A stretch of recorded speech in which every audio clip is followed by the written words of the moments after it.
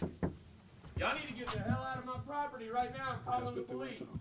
Okay, well, I'm from Channel 2. I just wanted to know if you guys wanted to talk. We're getting the police calls. These two signs here are signs you'll see across the Starbucks chain. They are inside conducting what's called a racial bias training. This comes after two black men were arrested inside of Starbucks in Philadelphia. David Smith said he was driving down Jimmy Carter Boulevard in Norcross when he noticed his tires started making a funny noise. He then pulled over into a parking lot to check it.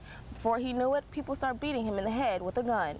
D'Angelo Stevens was scheduled for court here in Clayton County last week, but he was a no-show. I spoke with a woman who police say Stevens stole her tires, and she tells me it has left her and her family with so much pain.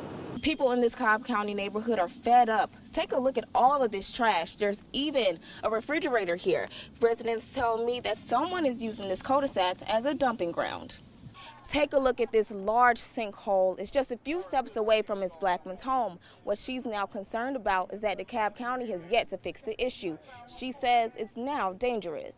Generations of a family died in this incident, and relatives here in Metro Atlanta have so many questions about how this could have happened. A tragedy broke out over the news. The Coleman family feared the group of 11 were on the duck boat that capsized near Branson, Missouri. Then it's confirmed. I've just been looking at that picture all day. Riverdale residents Gary and Caroline Coleman says it doesn't seem real. Mr. Coleman said 9 of his relatives from Indianapolis who were on their annual family trip were among the 17 who died. I'm just lost. I don't know. I just can't place it. I can't imagine it. I think we've had death in the family, you know, 1 or 2, not the whole family at one time. Relatives are headed to Missouri to retrieve what they can and come to the sides of the 2 survivors, Tia Coleman and Donovan. He's already been released from the hospital, but will have a difficult road to recovery. He tried to save one of the kids and couldn't do it. He said he didn't have the energy. The Colemans are thankful for their witnesses on another boat who jumped in to help however they could. You know, we gotta just trust and keep faith in God that he can soothe our spirits, because this is not easy.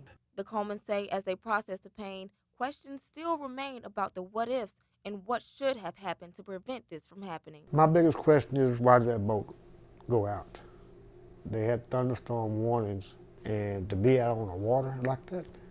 Shouldn't have went out. The boat should have never left. Should have never left. Mr. Coleman and his brother were very close. They were also supposed to go to their high school reunion next week. In Midtown, Lacey Lee, Channel 2 Action News. A mother and her 9-year-old daughter were reunited here tonight after being separated for nearly 3 months.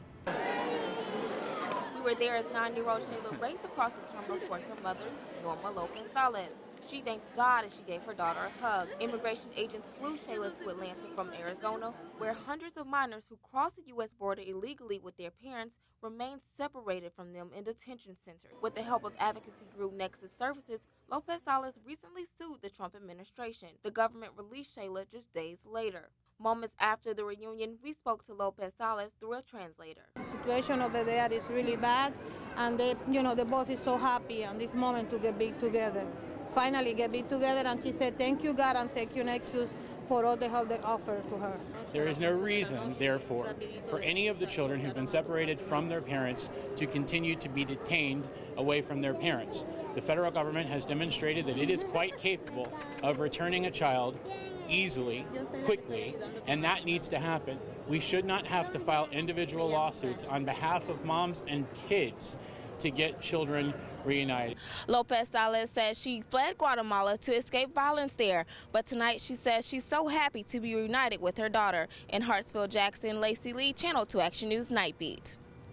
Protesters say things were going peacefully until Atlanta police officers escalated the situation, but tonight APD is going against that claim, and we also spoke exclusively with the person seen dragged in this video. APD says this body cam video released Friday night gives you a view of a protest through downtown Atlanta from the officer's perspective. Police say it shows the group that was protesting immigration policy while being violent towards officers and ignoring orders to get out of the street. That's a lie. That's an absolute lie. If that's the case, then why did they need to drag people from off the sidewalk to be? Annabelle Mitchell was the one seen in the cell phone video being dragged into the street by an officer on July 4th. We first showed you the edited video Thursday on the Channel 2 Action News Night Beat. Mitchell spoke exclusively with us Friday evening. It hurt, but there are people hurting way more in this country's detention facilities. APD is defending the officer's response. They claim the video spreading on social media has been edited to leave out unlawful actions on those arrested. Those individuals began to throw objects at our patrol vehicles, kick our patrol vehicles. We had one or more individuals set off smoke bombs in the area, adding to the safety concerns. Still, even with the addition of police video, protesters claim officers escalated the encounter. And all of a sudden, people were being thrown to the ground, dragged across the street. And tonight we learned that 6 people were arrested for disorderly conduct. In downtown Atlanta, Lacey Lee, Channel 2 Action News Night Beat.